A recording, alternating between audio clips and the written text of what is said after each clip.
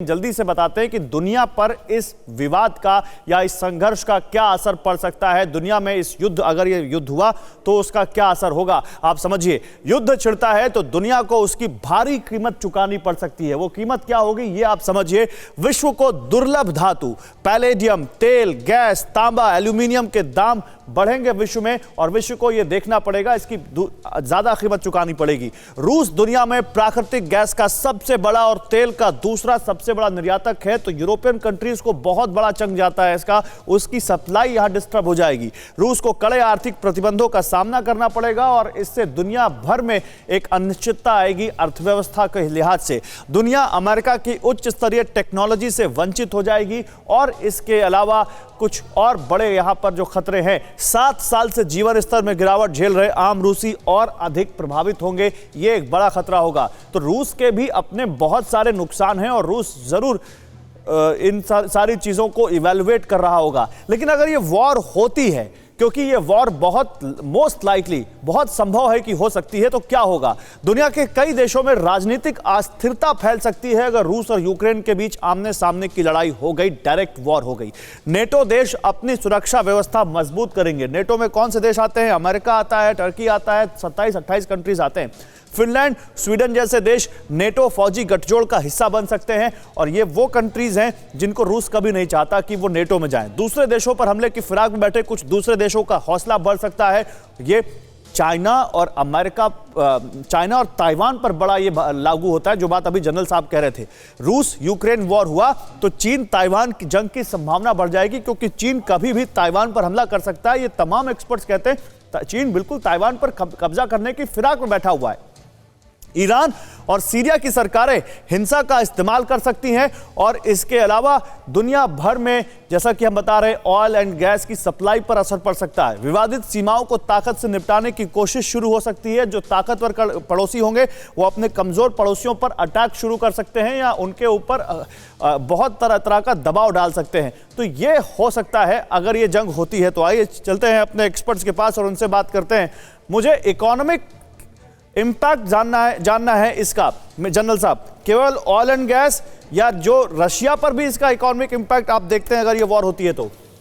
बिल्कुल, रशिया पे सबसे ज्यादा होगा, क्योंकि रशिया जो है कि 1/3 गैस जो है यूरोप को देता है और 1/4 ऑयल देता है। अगर वो उसको देखो, दो ही जगह से वो पैसा कमाता है। एक तो उसके पास एनर्जी है और ऑयल है, दूसरा है मिलिट्री हार्डवेयर बेचता है। मिलिट्री हार्डवेयर अभी बहुत कम हो गया है, ये उसी से पैसा कमा रहा है। उसकी इकोनॉमी वैसे ही काफी कमजोर है। अगर लड़ाई होती है तो ये ऑयल बंद हो जाएगा, उसको ये ऑयल देना पड़ेगा चीन को बहुत सस्ते रेटों में। तो जो रूस की इकोनॉमी है उसको बहुत बड़ा धक्का लगेगा। और साथ में अगर लड़ाई होती है तो याद रखो कि यूक्रेन को तो नुकसान होगा, रूस को भी बहुत बड़ा नुकसान होगा। It will be a bloody war, और ये वॉर आउट ऑफ कंट्रोल होकर स्पाइरल जा सकता है और देशों में। आपने बहुत अच्छी बात बताई गौरव, कि ये जो छोटे छोटे देश हैं ये भी लड़ाई के मूड में आ जाएंगे। और सबसे बड़ा डर है कि जो चीन है इसका समय का फायदा उठाते हुए ताइवान पे हमला कर सकता है।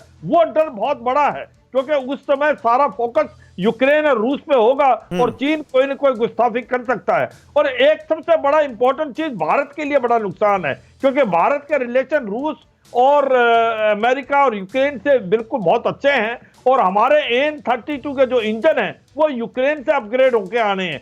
उनमें प्रॉब्लम आएगी। और हमारे जो गैस टरबाइन हैं जो कि शिप के अंदर लगते हैं वो भी यूक्रेन से आते हैं। ठीक बात है। हमें ऑयल भी आता है। तो ऐसे में भारत को भी नुकसान होगा। ओवरऑल इकोनॉमी सिचुएशन बहुत खराब हो जाएगी, और ऑयल के प्राइसेस बढ़ेंगे, गैस के प्राइसेस बढ़ेंगे, अनसर्टेनिटी आ जाएगी, और ये लड़ाई आउट ऑफ कंट्रोल भी हो सकती है।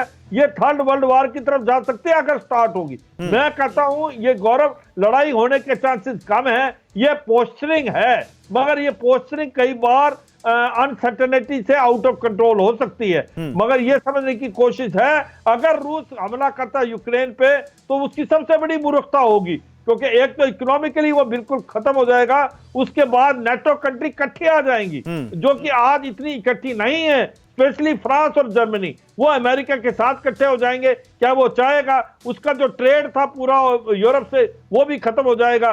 तो ऐसे में जो रूस है उसको मुझे नहीं लगता ऐसा करेगा, और चीन का फिर वो एकदम पिट्ठू बनना पड़ेगा, क्योंकि चीन से ही वो इकोनॉमिक हेल्प लेगा और उसके ऊपर और भी इकोनॉमिक सैंक्शन लग जाएंगे। मुझे लगता है कि इससे अनसर्टेनिटी, अनस्टेबिलिटी पूरे वर्ल्ड में आएगी और ऑयल और गैस के प्राइसेस बहुत बढ़ेंगे। ऐसे में नहीं तो क्या यहाँ पर अमेरिका का कोई वेस्टर्न इंटरेस्ट भी दिखता है क्या ब्रिगेडियर रहता है? क्योंकि जर्मनी रूस का सबसे बड़ा oil and gas consume buyer है, और उसके बाद यूरोप में भी रूस के तेल की और गैस की सप्लाई बहुत होती है, और इसमें से अभी तक रूस की सप्लाई यूक्रेन की लाइन से होकर गुजरती है। रूस ने एक पहला लाइन विड्रॉ की है, लेकिन अभी उसको यूरोपियन रेगुलेटर्स का इंतजार है जो यूक्रेन से होकर नहीं गुजरती।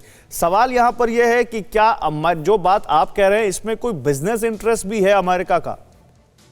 बिल्कुल, देखिए अमेरिका बिना बिजनेस इंटरेस्ट के तो कोई गुड मॉर्निंग भी नहीं करता किसी देश को। और आप ये देखिए सबसे बड़ी जो इंडस्ट्री है अमेरिका में, आप ये देखिए अमेरिका का जो इन्वॉल्वमेंट अफगानिस्तान में रहा उसमें भी एक माली एंगल था, उसमें एक इकोनॉमिक एंगल था, क्योंकि आप उसकी जो कंपनी है, आप चाहे बोइंग है या और जितनी बड़ी आर्म्स एक्सपोर्टिंग जो कंपनीज हैं, वो देखिए इंडिया सेकंड लार्जेस्ट इंपोर्टर है, और जो हमारा ईस्ट यूरोपियन जो ब्लॉक है वहां से करीब 67% इक्विपमेंट आता है, क्योंकि हमारे पास जो इक्विपमेंट है इंडियन आर्मी में वो वॉर्सो पैक्ट कंट्रीज वाला या जो ईस्ट यूरोपियन ओरिजिन का इक्विपमेंट है।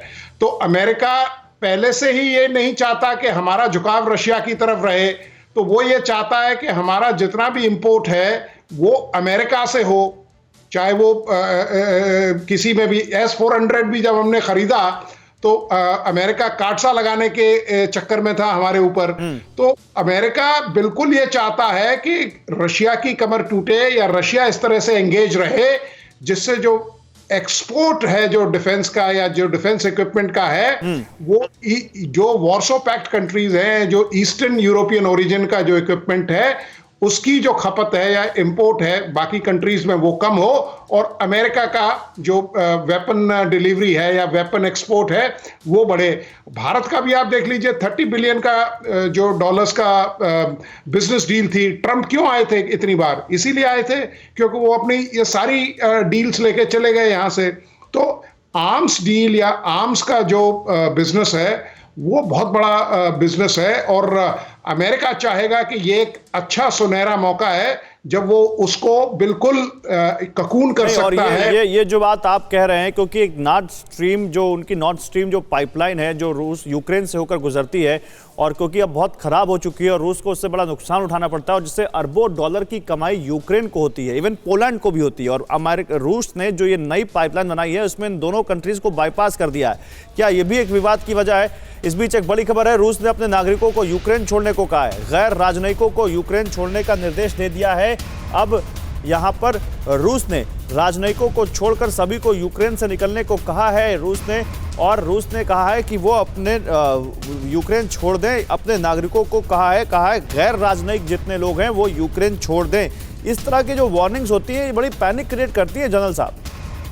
वो देखो, मैं ये फिर बता रहा हूं गौरव, ये पोस्चरिंग है, एक प्रकार से प्रेशर टैक्टिस है, मगर रूस बहुत ज्यादा प्रेशर डाल रहा है, इसमें कोई शक नहीं। क्योंकि जिस प्रकार से उसने चारों तरफ ट्रूप डिप्लॉय कर लिए यूक्रेन के, तो जो एक प्रकार से वार्निंग पीरियड है यूक्रेन को बहुत थोड़ा मिलेगा, इसमें कोई शक नहीं। परवाह देश की, सोमवार से शुक्रवार रात 10 बजे TV9 भारतवर्ष पर।